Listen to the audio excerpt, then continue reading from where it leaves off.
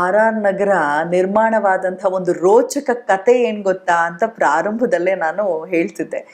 ಸ್ನೇಹಿತರೆ, ಅದ್ರ ಹಿಂದೆ ಎಷ್ಟೆಲ್ಲ ಕಷ್ಟಗಳನ್ನು ನೋಡಿದ್ದಾರೆ, ಅದು ಹೀಗೆ ನಿರ್ಮಾಣ ಆಗಿರೋವಂಥದ್ದಲ್ಲ ಅಂತ. ಮೂಲ ನನಗೆ ಪರ್ಸ್ನಲಿ ಅನ್ಸಿದ್ದು ಏನು ಗೊತ್ತಾ ಸರ್, ಕೆಲವೊಂದು ಬಡಾವಣೆಗಳು ಹೀಗೆ ಸೊಸೈಟಿ ಮೂಲಕ, ಹೌಸಿಂಗ್ ಸೊಸೈಟಿ ಮೂಲಕ ಫಾರ್ಮ್ ಮಾಡಿರ್ತಾರೆ, ಡೆವಲಪ್ಮೆಂಟೇ ಕಾಣಲ್ಲ, ಏನೇನೋ ಲಿಟಿಗೇಷನ್ಸು, ತಲುಪೋದೇ ಇಲ್ಲ ನಿವಾಸಿಗಳವ್ರು, ಯಾರು ದುಡ್ಡು ಹಾಕಿರ್ತಾರೆ ಅಂಥವರಿಗೆ, ಮೆಂಬರ್ಸಿಗೆ.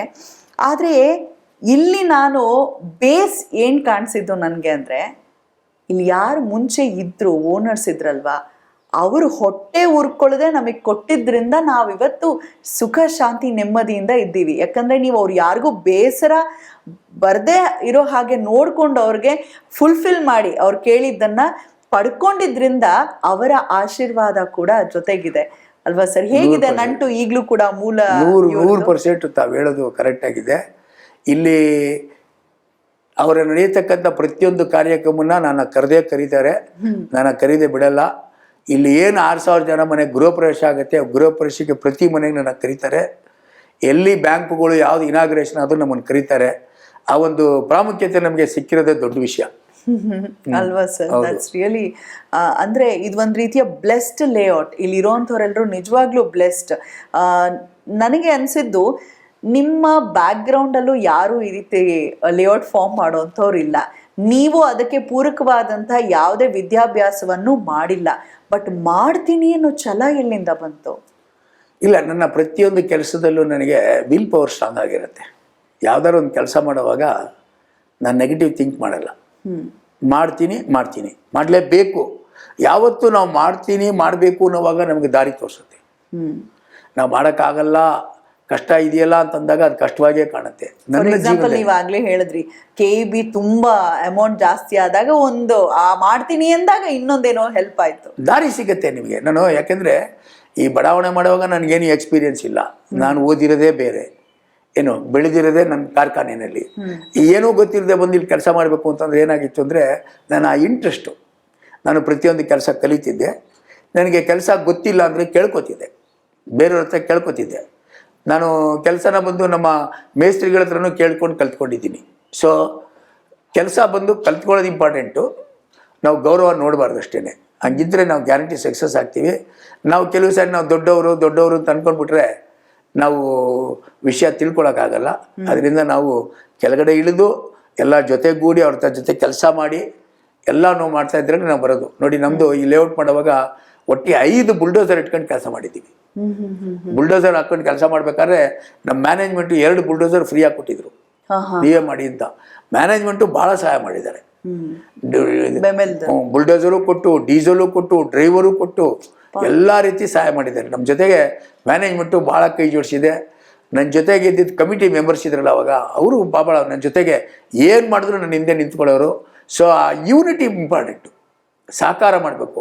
ಸದಸ್ಯರು ಅಷ್ಟೇ, ಮೆಂಬರ್ಸು ನಾವೇನು ಮಾಡ್ತೀವಿ ಅದಕ್ಕೆಲ್ಲ ಒಪ್ಕೊಳ್ಳೋರು. ಸೊ ರೈತರು ಎಲ್ಲರ ಜೊತೆಗೂ ನಾವು ಯಾವಾಗ ಕೋಆಪರೇಷನ್ ಆಗಿ ನಾವು ತಲೆ ಬಗ್ಗೆ ನಡೀತೀವೋ ನಾವು ಸಕ್ಸಸ್ ಕಾಣೋದ್ರಲ್ಲಿ ಗ್ಯಾರಂಟಿ ನಮಗೆ ಸಕ್ಸಸ್ ಆಗುತ್ತೆ ಅಂತ ನಾನು ಹೇಳ್ಕೊಳಕ್ಕೆ ಇಷ್ಟಪಡ್ತೀನಿ. ನಾನು ಕೇಳ್ಪಟ್ಟಿದ್ದೀನಿ, ಅದು ಬುಲ್ಡೋಸರ್ಸ್ ಏನಿತ್ತು, ಕೆಲಸ ಜಾಸ್ತಿ ಆಗಬೇಕು ಅಂತ ಬೆಳಗ್ಗೆ ಎಲ್ಲ ಡ್ರೈವರ್ಗಳು ಮಾಡಿದ್ರೆ ರಾತ್ರಿ ಎಲ್ಲ ನೀವುಗಳು ಮಾಡ್ತಿದ್ರಂತೆ. ಹೌದು, ಬೆಳಿಗ್ಗೆ ಹೊತ್ತು ಡ್ರೈವರು 8 ಅವರ್ 10 ಅವರ್ ಮಾಡ್ತಾರೆ.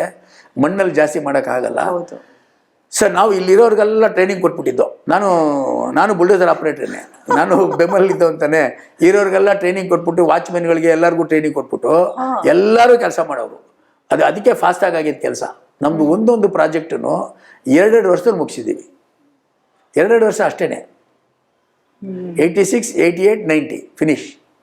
ಸೊ ಅಷ್ಟು ಲ್ಯಾಂಡ್ ಪ್ರಾಸೆಸ್ಸು, ಅಕ್ವೇಷನ್ ಪ್ರಾಸೆಸ್ಸು, ಆಮೇಲೆ civil work, water line, sewerage line, electricity, tar, ಇಷ್ಟೆಲ್ಲ ಕೆಲಸಗಳನ್ನು ನಾವು 2 ವರ್ಷದಲ್ಲಿ ಕಂಪ್ಲೀಟ್ ಮಾಡಿದ್ದೀವಿ. ಈ ರಾಜೇಶ್ವರಿ ನಗರ ಅಂದ್ರೆ ಒಂದು ದೊಡ್ಡ ಹೆಸರಿರೋ ಕಾರಣನೇ ಅದೇನೆ, ಅಷ್ಟು ಚೆನ್ನಾಗಿದೆ ಅಂತ. ಇಲ್ಲಿ ನೆಲೆಸಿರೋರಿಗೆ ಹೊರತುಪಡಿಸಿ ಆರ್ ನಗರ ಫಾರ್ಮೇಷನ್ ಆಗಿರೋದ್ರಿಂದ ಯಾರ್ಯಾರಿಗೆ ಹೆಲ್ಪ್ ಆಯ್ತು ಇದರಿಂದ? ನೋಡಿ, ಈ ಒಂದು ಟೌನ್ಶಿಪ್ ಕ್ರಿಯೇಟ್ ಆದರೆ ಯಾರ್ಯಾರಿಗೆ ಸಹಾಯ ಆಗುತ್ತೆ ಅನ್ನೋದು ದೊಡ್ಡ ವಿಷಯ. ಇದು ನಂಬರ್ 1 ಬಂದು ಫಸ್ಟ್ ಬಂದಾಗ ಏನಾಗುತ್ತೆ, ನಮ್ಮ ಸದಸ್ಯರು ಇವಾಗ ಬಂದು ಏನಾದರೂ 1000 ಲೆಕ್ಕದಲ್ಲಿ ಅಂದರೆ 13,000 ರೂಪಾಯಿ ಕಟ್ಟಿದ್ರು, ಅದು ಇನ್ಸ್ಟಾಲ್ಮೆಂಟಲ್ಲಿ ಕಟ್ಟಿದ್ರು, ಇವತ್ತು ಕೋಟ್ಯಾಧೀಶರಾಗಿದ್ದಾರೆ. ನಂಬರ್ 1. ನಂಬರ್ 2, ನಾವು ಬಡಾವಣೆ ಮಾಡಿದ ನೆಕ್ಸ್ಟ್ ದಿವಸಕ್ಕೇನೆ ಖಾತಾ ಟ್ಯಾಕ್ಸು BBMP ಇನ್ಕಮ್ಮು ಆ, ಸೂರ್ಯ ಚಂದ್ರ ಇರೋ ತನಕನೂ ನಮ್ಮ ಬಂಡವಾಳ ನಮ್ಮ ಶ್ರಮ ಇನ್ಕಮ್ BBMPಗೆ ನೋಡಿ ಹೆಂಗಿದೆ. ಮನೆ ಕಟ್ಟಿದ್ರು ಸರಿ, ಖಾಲಿ ಲ್ಯಾಂಡ್ ಇದ್ರು ಸರಿ, ಅವರಿಗೆ ಟ್ಯಾಕ್ಸ್ ಹೋಗ್ತಾ ಇರ್ತದೆ ಸೂರ್ಯ ಚಂದ್ರ ಇರೋ ತನಕ. ಎರಡನೇದಾಗಿ ಸ್ಟೇಟ್ ಗೌರ್ಮೆಂಟ್ಗೆ ಸಹಾಯ ಆಗುತ್ತೆ. ಪ್ರತಿಯೊಂದು ಸೈಟು ರಿಜಿಸ್ಟ್ರೇಷನ್ ಆಗುತ್ತೆ ಅಂದರೆ ರಿಜಿಸ್ಟ್ರೇಷನ್ದು ಸ್ಟಾಂಪ್ ದುಡ್ಡು, ಆ ಫೀಸು, ಇದು ಪ್ರತಿಯೊಂದು ರಿಜಿಸ್ಟ್ರೇಷನ್ ಆಗುವಾಗ ಸ್ಟೇಟ್ ಗೌರ್ಮೆಂಟ್ಗೆ ಹೋಗುತ್ತೆ ಇನ್ಕಮ್. ಕರೆಕ್ಟ್. ಮೂರನೇದಾಗಿ ಪ್ರತಿಯೊಂದು ಟ್ರಾನ್ಸಾಕ್ಷನ್ಗೂ ಇನ್ಕಮ್ ಟ್ಯಾಕ್ಸ್ಗೆ ಇನ್ಕಮ್ ಆಗುತ್ತೆ. ಇವಾಗ ಕಾರ್ಪೊರೇಷನು, ನಮ್ಮ member, state government, central government, ಇದಲ್ಲದೆ ತಿರ್ಗಾ ಬಂದು ಮನೆಗೇನೆ ಕಟ್ಟುವಾಗ GST ಬರುತ್ತೆ ನೋಡಿ, ಅದು ಬಂದು ಸೆಂಟ್ರಲ್ ಗೌರ್ಮೆಂಟ್ಗೂ ಇದೆ, ಸ್ಟೇಟ್ ಗೌರ್ಮೆಂಟ್ಗೂ ಇದೆ. ಸೊ ಯಾವ ರೀತಿ ಸಹಾಯ ಆಗುತ್ತೆ? ಇದಿಲ್ಲದೆ KEBಗೆ, BWSSBಗೆ, ಬ್ಯಾಂಕ್ಗಳಿವೆ, ಇವ್ರಿಗೆಲ್ಲನೂ ಇನ್ಕಮ್ ಆಗೋದಲ್ಲದೆ ಎಷ್ಟು ಜನ ಬಿಸ್ನೆಸ್ಮೆನ್ನು, ಎಷ್ಟು ಅಂಗಡಿ, ಒಂದು ಬಡಾವಣೆ ಒಂದು ಟೌನ್ಶಿಪ್ ಅಂತ ಮಾಡಿದಾಗ, ಬರೀ ಲೇಔಟ್ ಮಾಡಿದಾಗಲ್ಲ, ಟೌನ್ಶಿಪ್ ಅಂತ ಮಾಡಿದಾಗ ಎಷ್ಟು ಸ್ಕೂಲು, ಎಷ್ಟು ಹಾಸ್ಪಿಟ್ಲು, ಎಷ್ಟು ಬ್ರ್ಯಾಂಡ್ ಅಂಗಡಿಗಳು, ಎಷ್ಟು ಜನದ ಜೀವನ, ಇದಿಷ್ಟು ಹೊಸದಾಗಿ ಒಂದು ಕ್ರಿಯೇಟ್ ಆಗುತ್ತೆ ನೋಡಿ, ಅದು ಟೌನ್ಶಿಪ್. ಅದು ಈ RR ನಗರಲ್ಲಿ ಒಂದು ವಿಶೇಷವಾಗಿ ಟೌನ್ಶಿಪ್ನಲ್ಲಿ ಇಷ್ಟೆಲ್ಲ ಇದೆ. ನಮ್ಮ ಸಹಾಯ ಮಾಡೋದು ಅಂದರೆ ಬಂಡವಾಳ ನಮ್ಮದೇನೆ, ಬಟ್ ಇಷ್ಟು ಜನಕ್ಕೂ ಸಹಾಯ ಆಗ್ತಾ ಇದೆ ಅಂತಂದರೆ ಅದು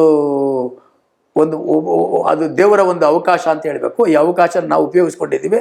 ಈ ಅವಕಾಶದಲ್ಲಿ ಇಷ್ಟು ಜನಕ್ಕೆ ಎಷ್ಟು ಸಹಾಯ ಆಗ್ತಾ ಇದೆ ಅನ್ನೋದಕ್ಕೆ ನಾನು ಭಾಳ ಹೆಮ್ಮೆ ಪಡ್ತೀನಿ. Very nice.